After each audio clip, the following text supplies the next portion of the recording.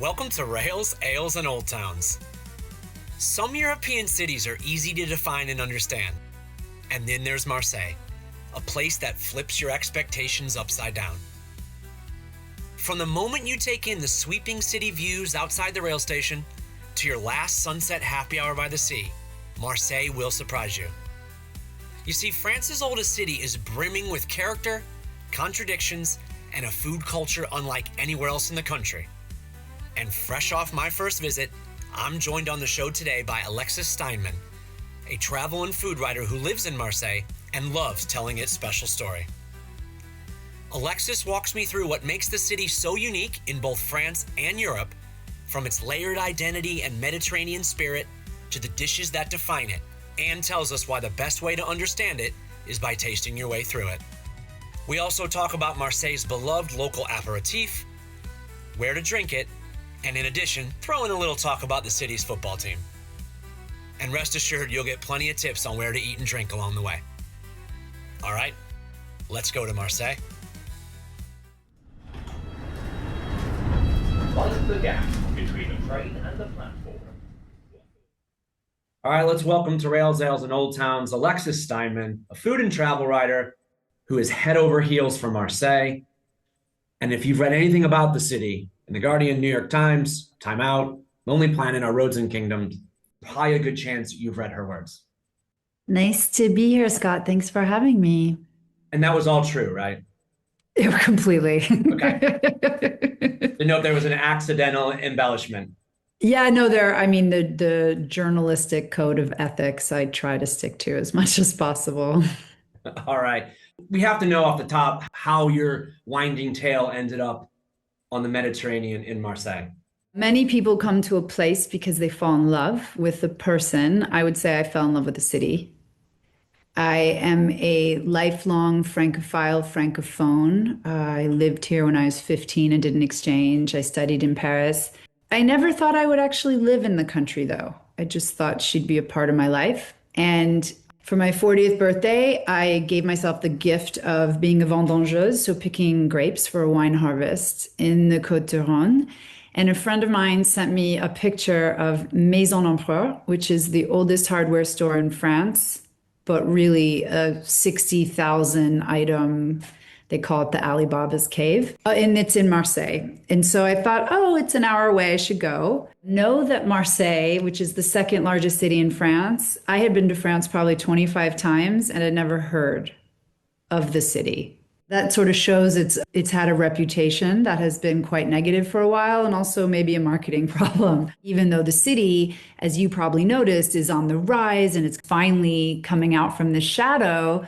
But you know what city doesn't have issues? So I landed in Marseille. I had 2 days here. I went and saw Le Corbusier's Unité Habitation, which is like dream of vertical village, low-income housing in the sky. I had a sardinade on the port, which is when there's tons of grilled sardines and people. I swam in the Mediterranean. I went to a neighborhood that had, I think, the entire continent of Africa. And I recognized that this was a place that was unlike any other I had been to in France.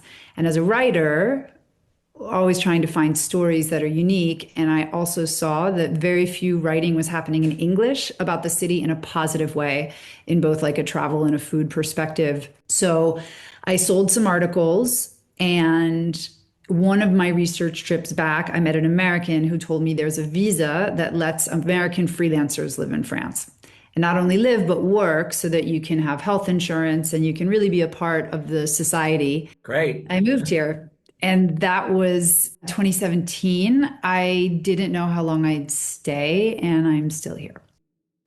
You're on record as it's France's coolest city. Yeah. Yeah, that's my Instagram, I think. Oh, yeah. and just a few of the things why you would make such a declaration. Yeah. I think because it's so unique. I think we all think France is Paris because that's really the city that most people have gone to. And so what I think makes Marseille so cool is that it beats its own drum. So many places in France, even though there's all these regional differences, have a certain common thread. And Marseille has, we are French in the sense of this really rich Provençal tradition, and there's certain architecture. Diversity here, it's a tour de force. Paris is just as diverse, but you just don't see that being celebrated as much. I also think we're the coolest city because we're young. And so that gives it a certain dynamism. We have a lot of creatives coming here now. I think it's that it's originality. You get to be in 100 countries within the confines of our borders. And it seems like the kind of place I picked up is the kind of place where people might go to reinvent themselves in a way. Yeah, it reminds me of LA. It's like the city of, it's a city of dreams. I mean, people come here for many reasons. People come because they're refugees, because they have to leave their country. People come because they, former colonization. And so there's these attachments to come to school. And people come, because the cost of living is so little, you're now getting a lot more Europeans, some Americans, Brits that are coming for kind of this new side of life. And even the French. Someone's leaving Paris because it's expensive and they are leaving their jobs that were like kind of a traditional white collar job and coming here to do a startup or start a bakery or open a restaurant or things like that. Well, we love those bakeries and restaurants. Keep opening them. In case someone who's listening to this who isn't familiar with Marseille, where are we talking exactly? We know south of France. Yes. So France, we call France the hexagon, and Marseille is actually, so we're in the south. When I first moved here, I thought it was dead center. It is not. So we are probably a 3-hour drive from Italy and maybe 3.5 hours to Spain, the border of Spain. We are on the Mediterranean. We are technically, we are the capital of Provence. And so the Marseille, like the airport is called Marseille Provence Airport, and we are the big city, I would say, of Provence. Aix-en-Provence used to be the capital, and now it's us. So that's really how people kind of localize us. We are not the Côte d'Azur, the French Riviera. Though a few people say it goes as far as Cassis, which is our neighbor. And then the other side is a different part, which is where Montpellier is, and Perpignan and such. And we are on the Mediterranean. And I would say we're more a Mediterranean city than a French city, and we are closer to Algiers than to Paris. So just to kind of give you this dynamic, we constantly have boats going to Corsica, to Sicily, to Sardinia, to Tunisia. And that also, I would say the sea is probably the most important thing that shapes our city. In what way? So we are the oldest city in France. We're over 2,600 years old, and we were founded by Phocians. So they left what is now Izmir, but it was ancient Greece, and they came on an expedition. And Marseille, its harbor is kind of this natural cove. So it's really great to kind of set up shop because we have these two forts that protect the city. Because of the fact that we have and we were a center of trade, that means that shapes the city. So the myth is that this sailor came and he married a local girl here. It's the Gyptis and Protis story. So we like to say we were started by this multicultural love story. And that's kind of always what we've kept doing. And so when you look at all the different migrations that came, that was obviously the sea. That's how the city became rich. And I think in terms of food, which is something that really interests me, if you think about all the ingredients that then came through Marseille, so you had the wine, you had the olives, the tomatoes, the coffee. So everything came here first. And there's a chef historian here named Emmanuel Perrodin. I like his quote. He says, if you look at French cuisine as a tree, its roots are in Marseille, but then its leaves are in Paris. You got to talk about this, like a grand entrance into a city. And so we had taken a train, took it down through Toulouse, all the way down, and then at one point, you make a turn, and now you're skirting the sea, and you start making your way into Marseille. And one, you see these Hollywood-style signs. Yeah, that is because Marseille, the first Netflix show was called Marseille, and that was part of an ad campaign. Oh, so that's recent. Yeah, so it's been, I think Marseille started the 2 years before I moved here. So that's been there, and it's true. It's really this, a Hollywood sign. One of those things that like it was put up as a stunt or as a one supposed to be taken down, and now people like it, so it's going to stay. Yeah, it's become the fabric of our city. Yeah. Oh, cool. So you see these big Hollywood style signs that say Marseille, you pull into the station and you walk out the front door of the station and you see the whole city unfold. Like, does that ever get old? No, and it's coincidentally, it's actually where I do food tours and it's where I start my tours because I find this view so spectacular. And many people don't realize that Marseille is incredibly hilly. So you sort of have this idea at the port that it's flat. You know, our patron saint is a church that is called Notre Dame de la Garde, but we call her La Bonne Mère, the Good Mother, and she's the highest building in Marseille, and you see her from everywhere. So when you leave the train station, you see its silhouette is almost as important as the church itself. And then you have this grand entrance spilling into the city. What's really beautiful about it that many people don't notice because you leave a train station, you kind of got a place to go, but it's an allegorical staircase. So the statues that are lining it, you have two women because in France, women are often representing, like Marianne, she represents the country. So you have a woman who represents the gateway to the Orient, because the Orient is actually the Middle East in French, and she's the Suez Canal. And then you have another colony grecque, so she's the Greek, showing our ancient Greece. And then you have all these little statues that are Provence, so like the wheat harvest, the flowers, the fish, the wine. And then at the very bottom, you have two women. One is Africa, one is Asia, to kind of remember these colonization stories. So in one staircase, you are telling the story of Marseille.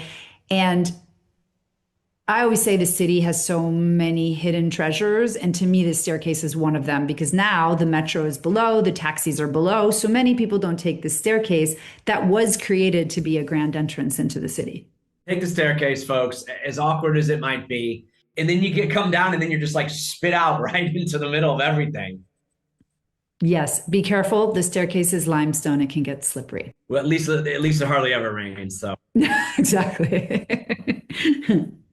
So yeah, we ended up having a great meal on that main street right there at a restaurant called Chez Yassine. I was just going to say, did you go to Chez Yassine? Yeah. I knew where you went. Okay. It was our first time.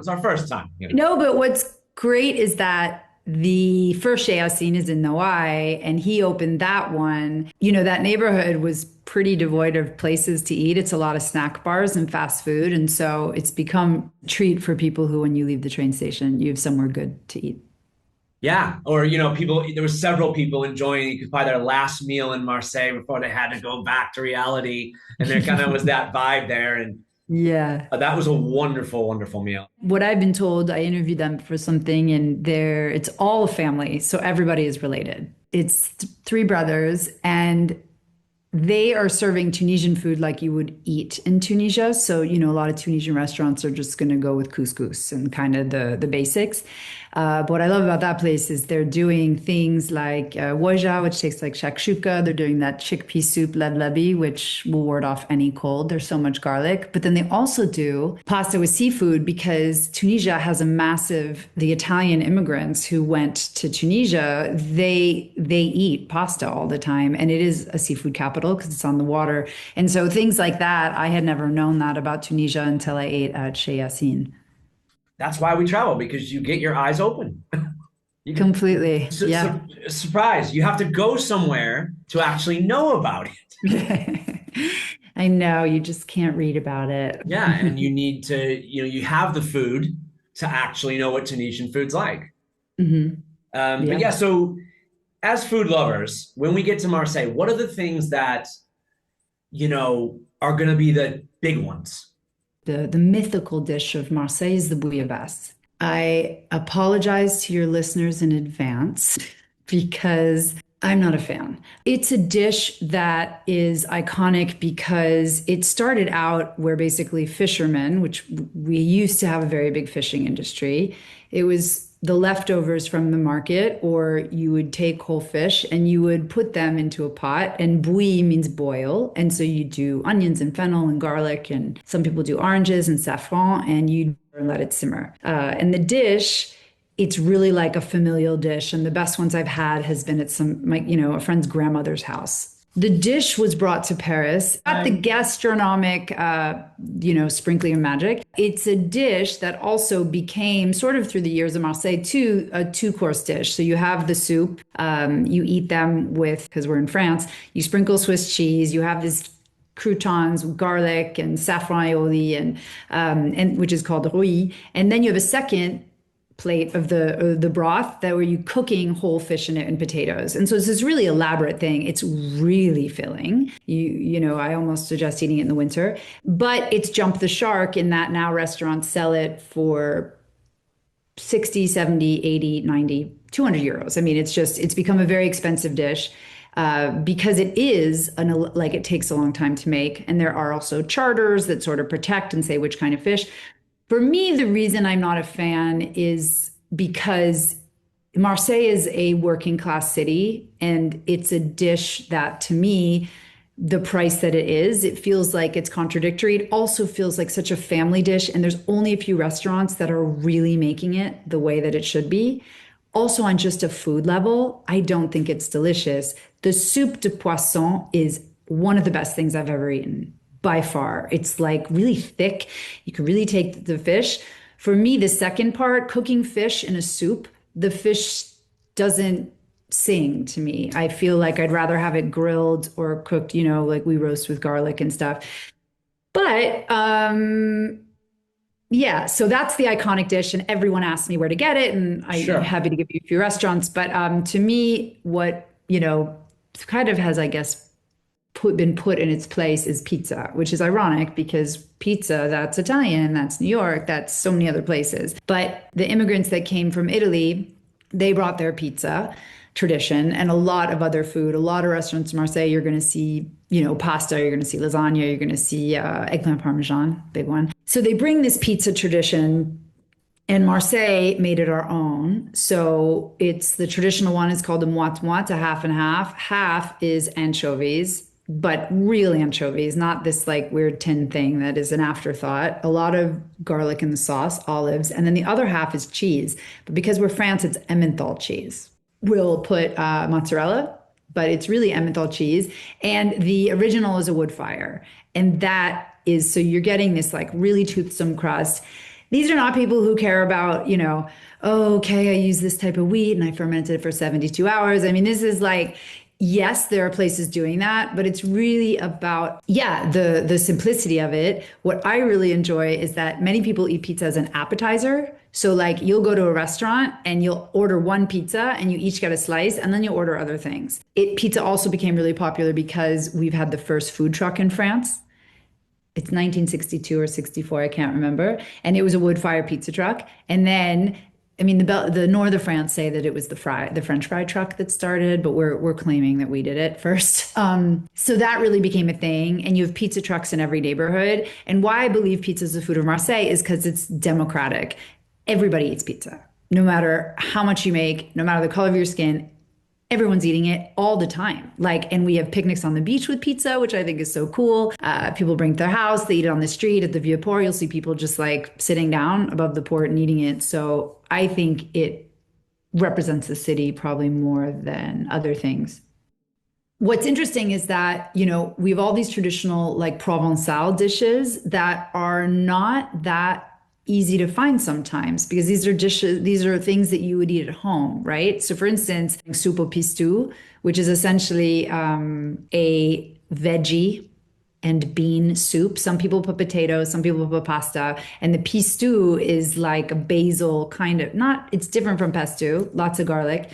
So like that is a dish that is great, but no one makes it in a restaurant because your grandmother made it the best. And so God forbid you go to a restaurant and you're like, this isn't the right recipe. We also eat something very popular in Marseille called panis, which are chickpea fritters. Those also we can thank the Italians. It's called farinata in Italy, and that's just chickpea flour and olive oil. And it's fantastic. And they used to sell cones of it at the beach, and now there's a neighborhood called L'Estac that you can eat it there, as well as these incredible donuts called chichi fragi, also Italian. I think it's a slang for male private parts. They're long and skinny, and but they're fantastic and have like a little lemon zest and sugar in them. Yeah, it was on our list, but we didn't make it over there somehow. I know L'Estac. The thing is, L'Estac is like Marseille's shaped like an amphitheater, and I also feel when I was talking about the sea, we like to say the amphitheater means that like we have all these hills and mountains and then the calanques that are around it. So like our back is to France and we're open to the sea. And I think that's like topographically, we are facing the sea. And Estac is basically a village at the very, very end of Marseille. The coastline's 26 miles. And so many people don't make it there, but it's like an old fishing village. It was where all the industry was. And that's where you still have the 3 snack shacks that serve panis and chichi. So many people don't make it, but it's worth it if you have more than, a few days in Marseille. If you have 4 days, you can do it. But it's true that most people will not be able to go there. There was a place selling it on the main street up from the old port, but I was like, no. No, that place is so cheesy. That place just opened. No. It's tempting. What did we actually almost get there? They're doing that, and they're doing calamari possibly. Yeah, so they're doing fried squid. I mean, to me, the if you want to eat from the sea in Marseille, we basically would do tons of squid and octopus à la Provençale with just garlic and parsley. And then we eat a lot of whole fish. So like dorade, which is sea bream, and loup, which is sea bass. I mean, almost every restaurant is going to have that on the menu. And to me, we also have a lot of sardines, a lot of anchovies, we call bluefish in France, but basically the oily fish. So like tuna, mackerel. Love them. And they're all super tasty. We also have urchins and oysters that come from to the west of Marseille. I realized after the trip that many of the things you've written, I had used as a resource. Oh, that makes me so honored. That's why I write and probably why I moved here. I really wanted to help people navigate this city that is so often misunderstood. And I even became a tour guide because just to have like another way to have these conversations and help assure that people get the city as opposed to pass it by. And you helped save us on our first night because we had gotten in. Travel days are always a bit hectic. That first night, we're hungry. We just didn't know. And we had made a map ahead of time of places we had scouted out based on various research.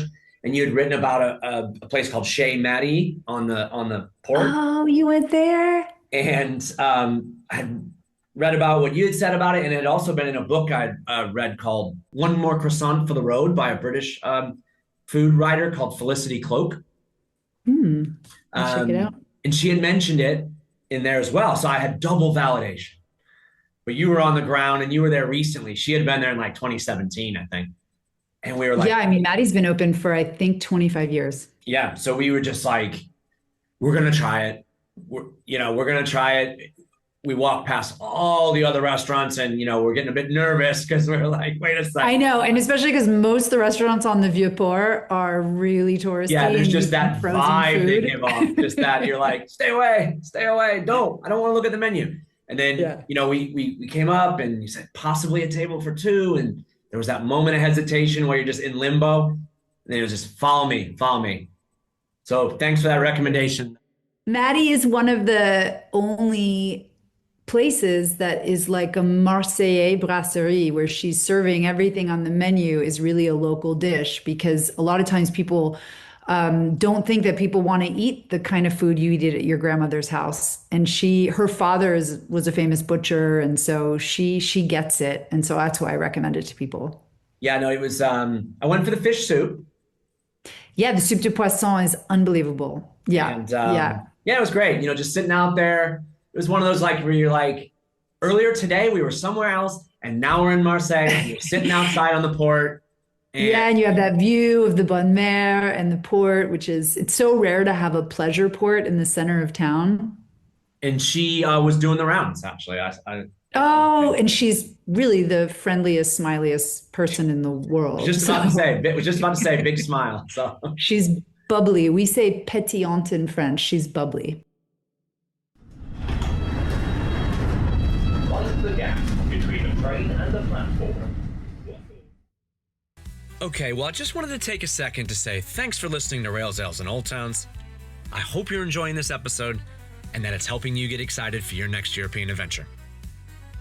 Be sure to check out the link in the episode description, because there you'll find all the information you need if you decide to follow up on the places and topics that came up on the show. Oh yeah, if you are digging the podcast and you had a spare minute, I'd be forever grateful if you were to leave a review or a rating on the platform you're listening on, as those little things do go a long way. And if you really want to get crazy, why not give me a follow on Instagram or Facebook Rails, ales, old towns. Back to the show. Mind the gap between the train and the platform. And then we got saved the next day too, down in that same strip. So we were just gluttons. We thought we were going to take that train up to the church, and the line was just too long. And we just got a bad feeling about that too. So then we retreated to this bar, La Caraval, Oh, I was just there yesterday. walked in, had just opened, sat at the bar, looking out the window at the port, at the church, had a couple Bloody Marys and some pastis. Remarkable. It's an old sailor bar from the 30s and those vintage maps. It really, all the old boats and the dusty mirrors. And what I love about it is, I mean, it's in a hotel. So there are tourists and there's a lot of locals. And it's my barometer when I have a meeting with a local. I'll say, let's go to La Caravelle. And they're either, if they say they love it, then I know that they're on the same page as I am. Yeah, then people were showing up. Like we were sitting in the bar, and people are showing up with their reservations. They had reserved tables outside. You could just tell how excited they were. Anything else you'd say about the food? I mean, I think probably the most important thing when you come here is because it's such a multicultural city, and you really have to make sure that you are diving into that food scene. One, it's usually more affordable than I would say like a traditional French restaurant. And I think it's also a way to sort of really understand this city, how it's really a melting pot. There are many communities. The most prominent is the North African. And of that North African, we call Marseille the Sahara of the Sea. There could be 30% in the city. The Algerian is the most prominent community based on the connection of people coming to work here. And then there was obviously the colonization of that France did and a massive, ugly war that then many Algerians came afterwards. What is interesting about Marseille is that you can go to a Kabylie restaurant. So Algeria is a very big country and they have a region called Kabylie that is very different from the rest of the country. And if they could, they'd secede. And in Kabylie, they have something that is couscous made from barley. And it is unbelievably toothsome. And it's served with a clarified butter and then this incredible sauce that is all these different types of beans and veggies and then roast lamb.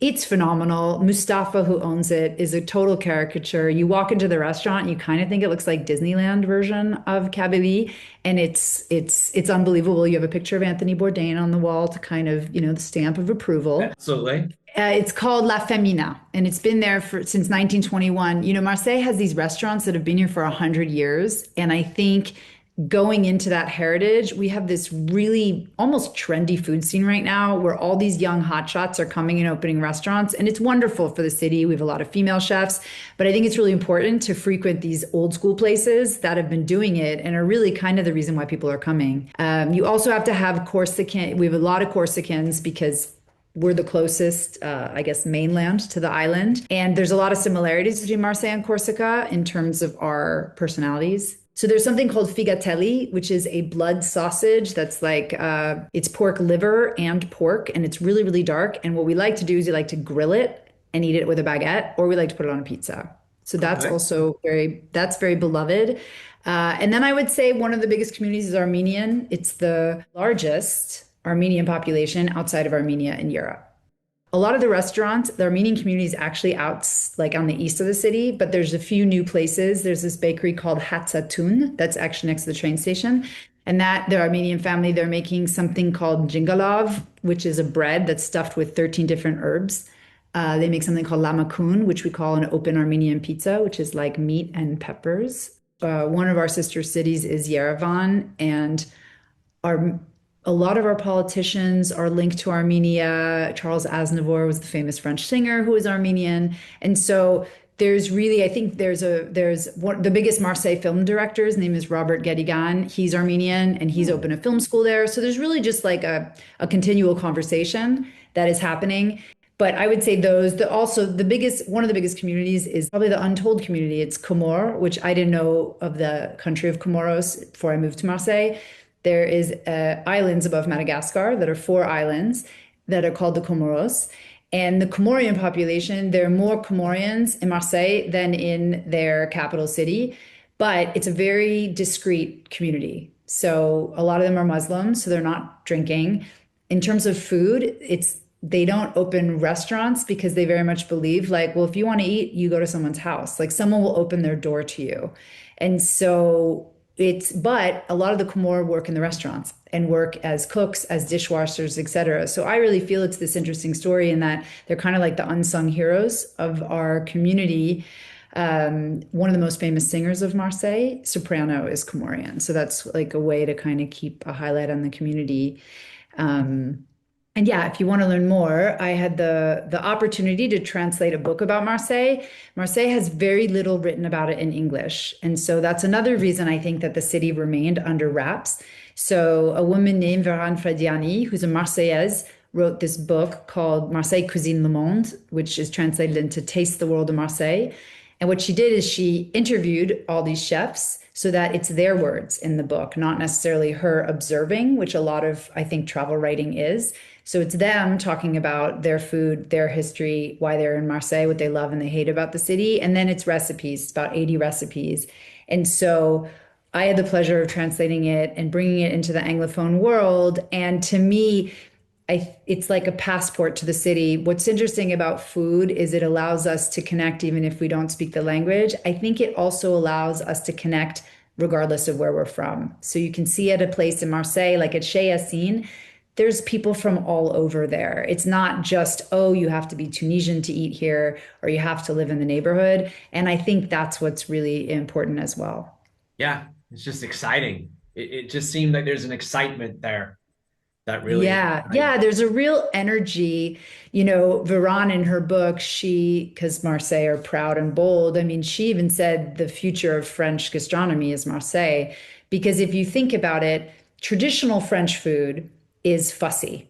It takes a very long time to make these absolutely sumptuous sauces. And it was for a time where like really, you had cooks, you had chefs, the people who were going out to eat were rich. And when you look at this food of Marseille, it is comfort, it is less expensive, it is using a lot of local ingredients because we have the sea. Provence is basically the heartland of agriculture because of all the sun.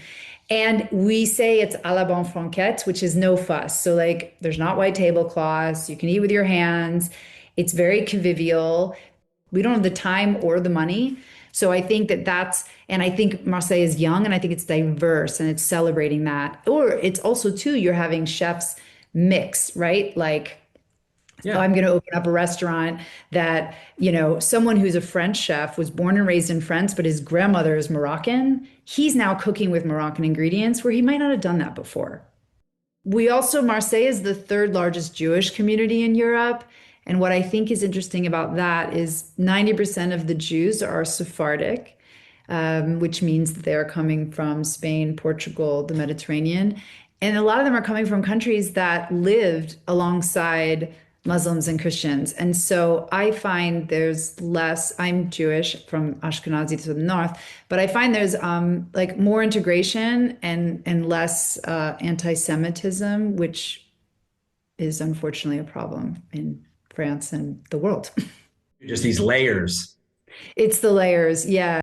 I mean, I became a writer because I'm insatiably curious and but I also have a lot of, I don't have a niche. And so Marseille is just this constant source of storytelling on really every level. I think that's what makes the city there. I'm consistently surprised. And at the same time, we are a city of 111 villages. So it feels like a village.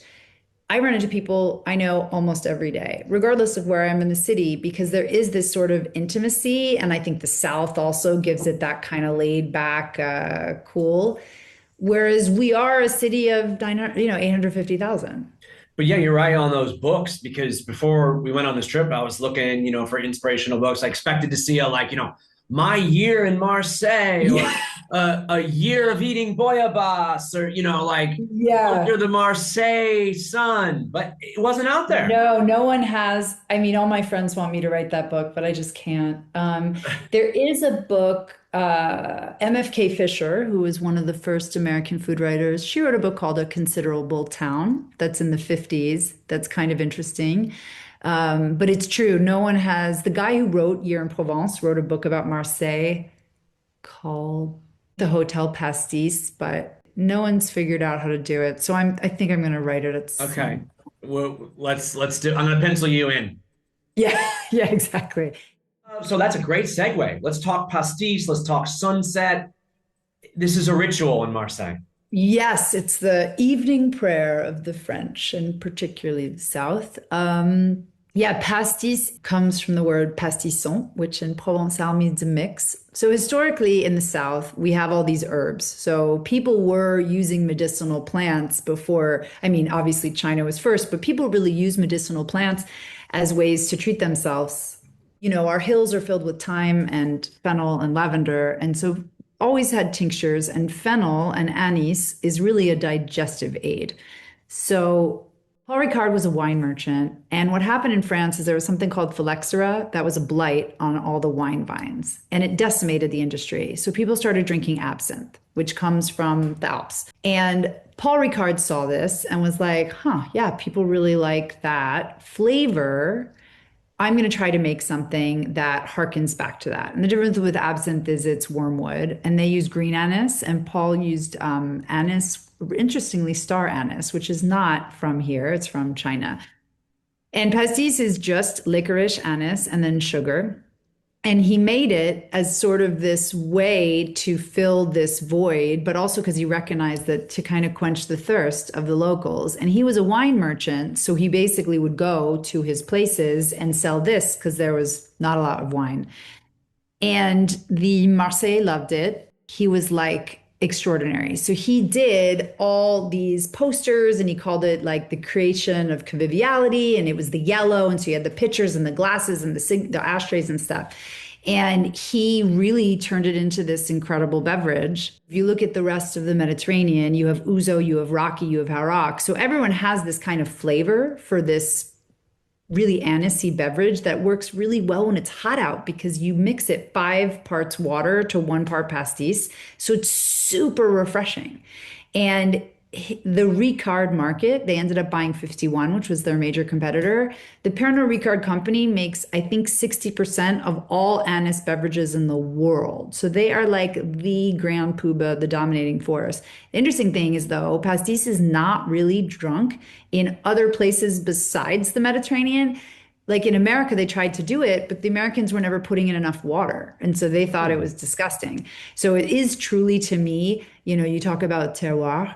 It's like that. It's like it tastes particularly good when you are here in this city and in the south of France. I had this pastis de la Plane. Yes. So now we have artisanal pastis, which is really great because the thing about pastis is it is a little sugary and now it's industrial. So when you have these artisanal pastis, they are also going to slip in some other things. So they might put in fennel or thyme or other herbs, and they're going to use less sugar. So that's really nice as well. Where's your favorite place to enjoy one at sunset? You had to be dragged somewhere to watch the sunset so over hard. the sea. Okay, yeah. Well, yeah, I'm going to say 2 places because I'm a Libra and indecisive. So the first place is, well, La Caravelle, I would say, is one of my favorites, but you don't know, you only get the sunset view if you're on the patio, which only has 8 seats. Above that, in like from May to October, there is a hotel called the Hotel Hermes, like the luxury brand, and they have a rooftop, and you literally have a view of the entire port and the city. So you feel like you're drinking pastis with the seagulls. My other place would be in Les Goudes, which is the fishing village on the tip of Marseille. And there's a place called 20,000 lieues sous le bière, so 20,000 leagues under the beers. Little wink to Jules Verne.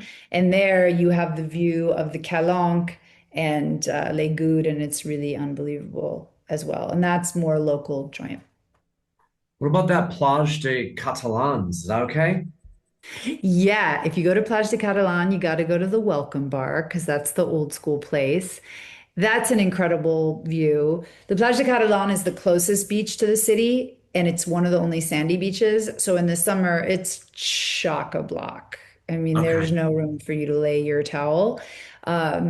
But it's true, it's really lovely for the sunset. You can take a swim, and that's not so Okay. bad I'm either. glad. I'm glad we did okay. We did okay. We You went. did okay. You Okay. totally did okay. Catalan's getting gentrified and there's all these new spots. And so it's getting a little busy. It used to be a pretty old school neighborhood, but the Welcome Cafe is where you got to go. You're still going to get like a friendly and surly waitress. That's exactly the place we went. Well, yeah, I mean, welcome's in the name, so.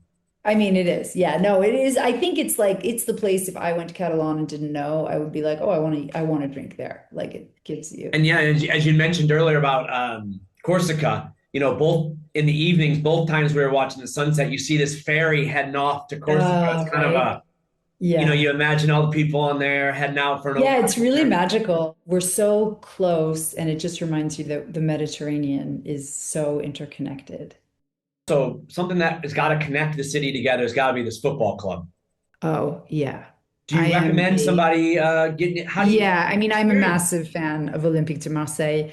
I didn't watch football at all before I moved here, and I recognize that we have a saying here, you can hate football, but you love Olympique de Marseille, or you don't know Marseille unless you know Olympique de Marseille. It represents the city. It is one of the oldest football clubs in France. It is a chaotic, cinematic, at the seat of your pants, ups and downs. And like, I've never, as a fan, it is excruciating and exhilarating at every game. It is the loudest stadium I've ever been to. A lot of fireworks and a lot of smuggled in pyrotechnics. And it really is one of the few places where the city mixes as well, where you're going to get kind of all classes and cultures. It is the bleeding heart of the city. When we lose, the paper sells less papers and people are down. You got to go to a game if you can, if you're here between August and May. And if also like going to a bar, there's a few local bars that are really great to watch them. I definitely recommend it. It is a integral part of the city that even if you're not a fan of said sports, we have a very strong fans called the Ultras, which are the supporter groups, and they make these tifos, which are banners that are like 5 stories high that are really iconic imagery of the city. And the funnest part for me is that they always play Van Halen's Jump because that was the song they played when they won Champions League. So there's a retro aspect too. I'm sad to say we were the only French team to win the Champions League until last year. Ah, yes, PSG. Paris, which we don't mention there. We went to that Longchamp Park. We walked up. Yes, so that is that, there was a writer, Blaise Sandars, who said Marseille is not a city of sights, it's a sight in itself. And I feel our city has these places that don't really get recognized because it's not like going to London where you're like, okay, the Tower of London, you sort of have these iconic places. So Longchamp Palace is this example of this. It looks like a wedding cake. It is so rococo and beautiful and columns and it's bright white and it's in front of this really majestic fountain and behind this park. But no one goes there. And it was built to welcome water into the city. And the water was actually diverted from the Alps and the Durance River through these really series of Roman aqueducts. So it's a feat of innovation. When we walked up to this Longchamp Palace at the front of a park with the same name, we were like almost couldn't believe that there was only like 3 other people standing in front of it. No, yeah, it's one of those things that, yeah. If that was in Rome, they would be fighting people off for getting in the water and arresting people for there'd be Exactly. people there'd be And it's running also around. one of the few green parks. We're sadly a real cement city and we have our mayor's left and trying to green the city, but it's one of the few green parks because it's true, the Mediterranean, we don't need grass. And so it's also a really lovely place and it has this really quirky natural history museum and the Musée des Beaux-Arts, which has these really epic paintings of the plague, because when the plague came to Marseille, it decimated half the city. So it was this very tragic history. So there's that. There's La Friche Belle de Mai, which is an old tobacco factory that's now a cultural center. It's like 400 artists. There's also all these events. It has a rooftop with one of the best views in the city. You have to go to Musem, which is a museum that is on the water, that is attached to an old fort called Fort Saint-Jean. And the fort is going to give you this history of the beginning of Marseille. You can kind of imagine people coming into the city. And then the Musem was built in the capital of culture. And it's like this concrete cube that is exceptionally modern and has exhibits on the Mediterranean and Europe. I think we'll leave it there, but I mean, I feel like we just scratched the surface. But for anyone listening, if you haven't been sold already, like this is a city that is like nowhere else you've been in Europe. Yes, it's like nowhere else, I would say, in the world. It is a Mediterranean city. Some people liken it to Naples, to Palermo, but it really truly is a unique place. And I think it merits a visit both to see that France is more than Paris and is actually a very diverse country, and also to be inspired about how diversity can be a positive thing and affect a city in a good way. Yeah, and surprise yourself. You know, you it might not be the France you imagined, but maybe that's a good thing. I'm still thinking about it after I left. So, all right, Alexis, thanks so much. Merci beaucoup.